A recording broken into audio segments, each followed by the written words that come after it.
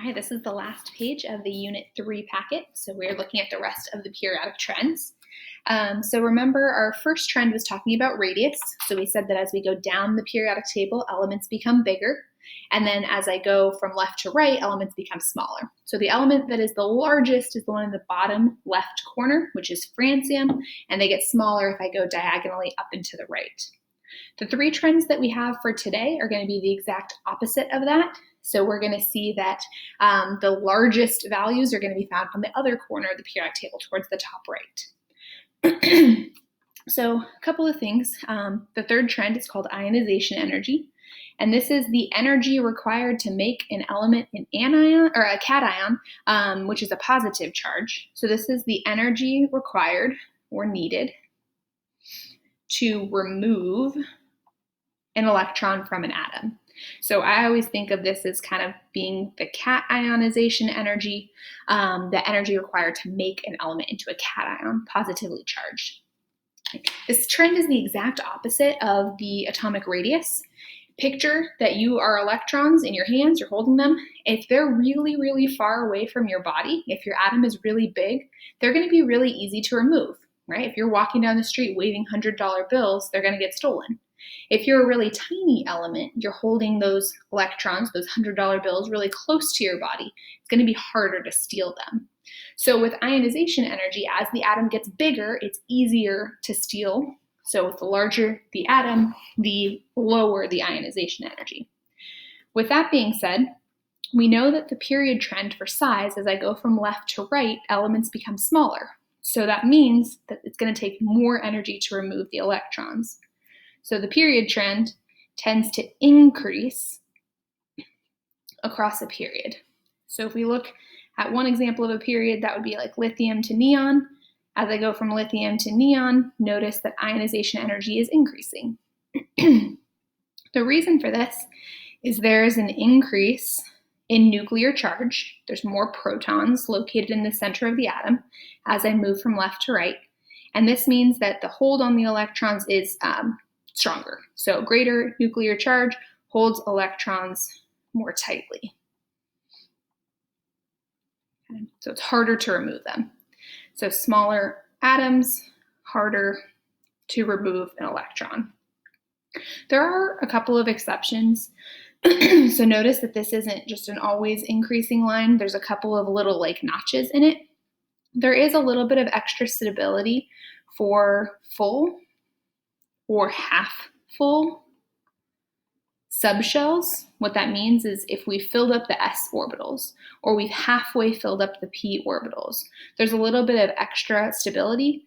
So an element that has a filled s shell would be beryllium. That's S2, so that's full.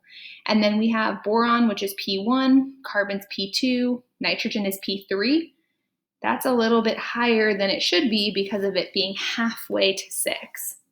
So those are two examples, beryllium, nitrogen, where we see that it's not quite an exactly straight, always increasing line. Okay. The group trend for ionization energy, as I go down a group, elements become bigger and bigger, so it becomes easier to remove their electrons. So for the group trend, the ionization energy tends to decrease down a group. Less energy is needed to remove them. It's easier to pull them off. So outer electrons are farther from the nucleus, and this is because there are more energy levels. As I go down the periodic table, we're adding more and more and more rings. If we wanted to predict which had the larger ionization energy, we first just kind of want to know, well, where's our biggest, where's our smallest? So I'm just going to add that on here. So largest and smallest for ionization energy. So the largest ionization energy is the element that it would be hardest to remove the electron from, which is really thinking which elements are holding its electrons really, really close, which is our smallest atom. And what we learned before is that the smallest atom is going to be found in the top right corner. So if that's the smallest atom, it's going to be the hardest to remove electrons from. On the other hand, if we wanted to know which atom is going to be easiest to remove electrons from, we want to find which element would be our largest element, which is francium. And so francium is going to be the easiest to remove electrons from. Okay. I'm going to draw this trend on this little fake periodic table that I made. What we said before is this corner right here had the largest radius. So if I'm moving away from that corner, it's getting smaller. And what we're going to say for ionization energy is this corner is going to have the largest ionization energy. I'm just going to abbreviate that as IE so I don't have to write it. So notice that these trends are exactly the opposite of each other. All right, so with that being said, I'm looking for which one is larger ionization energy. So I'm looking for which element is closer to being in the top right corner. So if I look at sodium or oxygen, sodium is over here, oxygen is over here. We're looking for which one's closest to helium. That would be oxygen. Oxygen is going to have a larger ionization energy. That means it's harder to remove the electrons from. Beryllium or barium. Okay, so that's these two. We're looking for which one is going to be closer to helium. Beryllium is higher up, so it's closer to helium. So beryllium would have a greater ionization energy. Again, that means it's harder to remove electrons from. Argon or sodium. Argon is over here, sodium over here. The one that's closer to helium is argon. It's going to be really difficult to remove electrons from argon because noble gases don't want to lose electrons at all. All right, so that's ionization energy.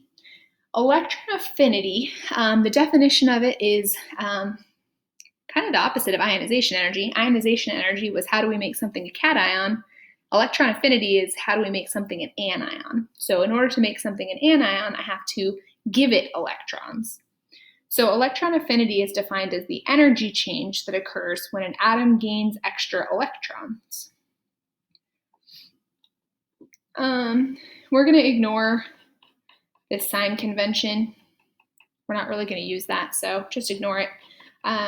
It's a note on here if you took another chemistry class later on, but we're going to skip over it. All right. This trend is summarized with this picture over here. Notice that we have increasing electron affinity as we move to the right, and we have increasing electron affinity as we move up. So that's going to mean that our greatest electron affinity tends to be found in the top right corner. So our period trend, as I move from left to right, it's increasing. Okay, so it tends to increase across the period. This is because those atoms are smaller. So if I'm trying to add more electrons, the electrons can get closer to the nucleus because the atoms are smaller. So new electrons can get closer to the nucleus. We also know that elements that are near noble gases are close to becoming like noble gases, and they want to do that, right? The octet rule says all elements are trying to get 8 electrons. So if we have something like fluorine, it's 1 away. It really wants an electron, so it's very electron affinitive. Okay, elements on the right side of the periodic table want to gain electrons to meet the octet rule, and that's why elements on the right side of the periodic table tend to have a greater electron affinity.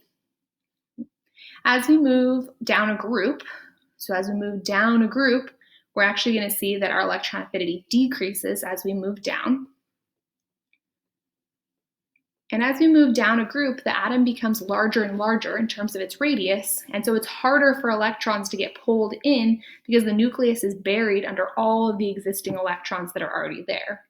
So new electrons are far away from the nucleus, so they're too far to feel the pull of the nucleus and want to get drawn in. So if we look at our examples here, our greatest electron affinity is going to be towards the top corner. We typically don't really look at noble gases for electron affinity because noble gases don't really want to gain electrons at all because they already have 8, they're already stable. So when we talk about electron affinity, we're going to ignore the noble gas column, and that's going to mean that our largest electron affinity is still in the top right corner, but we typically leave off the noble gases. And so we would say that it would be our element here, which is fluorine. Okay? But otherwise, it's the same trend as ionization energy, greatest value in the top right corner. If we're looking at our first pair, we're looking for which one has a larger electron affinity, nitrogen or gallium. We're looking for which one is closer to this top corner, specifically to fluorine, and that would be nitrogen. Sulfur or aluminum, right here, we're looking for which one's closer to the top right corner, which would be sulfur. And chlorine or phosphorus, the one that's closer to fluorine would be chlorine. So that's how we would determine greater electron affinity. All right, our last one is almost the same. This last periodic trend is called electronegativity. And this one's really important when we move into the next unit. So this is the one that I'd say is the most important out of these. Electronegativity is going to sound a lot like electron affinity. The difference here is that electronegativity is the ability of an atom in a chemical bond to attract electrons to itself. So this is how much an atom wants electrons when it's in a bond. Electron affinity is just how much does the energy change if I give it an electron. But electronegativity is what if I put two atoms near each other and they're going to tug of war. Electronegativity is a measure of how strong that atom is tug of warring with those electrons, how strongly it's pulling on them. Okay. The trend, though, is the same for electronegativity and electron affinity, increasing as we move towards the top right. Again, we don't talk about noble gases with electron affinity and electronegativity because they don't make bonds, they don't want electrons, so we're totally ignoring the noble gas column. So the highest electronegativity is still in this corner, but again, just like electron affinity, it's going to be fluorine. So largest electron affinity and electronegativity. Okay. Notice that for all of our trends, the largest values are found in the top right corner, except for radius. So if you know that the greatest values for all the trends are always in that top right corner, and then just know radius is the exception. The largest radius is in the bottom left corner instead. All right, so for the period trend, as we move from left to right, we're becoming more electronegative, so tends to increase across a period. And this is just like what we said in the last section. There's an increase in nuclear charge, there's more protons, which draws the electrons in this tug of war in closer. So basically they have more protons that the electrons can get close to, so they have a stronger pull. And the closer to fluorine, the greater the electronegativity. Okay. For our group trend, as I go down a group, we're going to actually be decreasing in electronegativity. And this again is because there's just lots of energy levels, so the electrons aren't close to the nucleus, and that means that the pull isn't very strong. So many energy levels makes the pull of the nucleus weak or weaker than it would be if the atom was small. Okay. So I hadn't put a note on here yet. I'm going to do this now, though. The largest for electron affinity and electronegativity is fluorine. And then the smallest would be in our bottom left corner, which would be francium. So I'll add that here too. Okay, but this part's really important, that fluorine's the largest. Okay. All right, so let's go ahead and take a look. For the larger electronegativity, we're looking to see which element is closer to fluorine.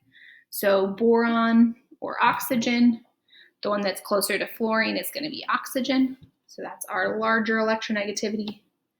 Nitrogen or phosphorus. Nitrogen is closer because it's in the same row. And then lithium or sodium, the one that's closer to fluorine, is the one that's higher up.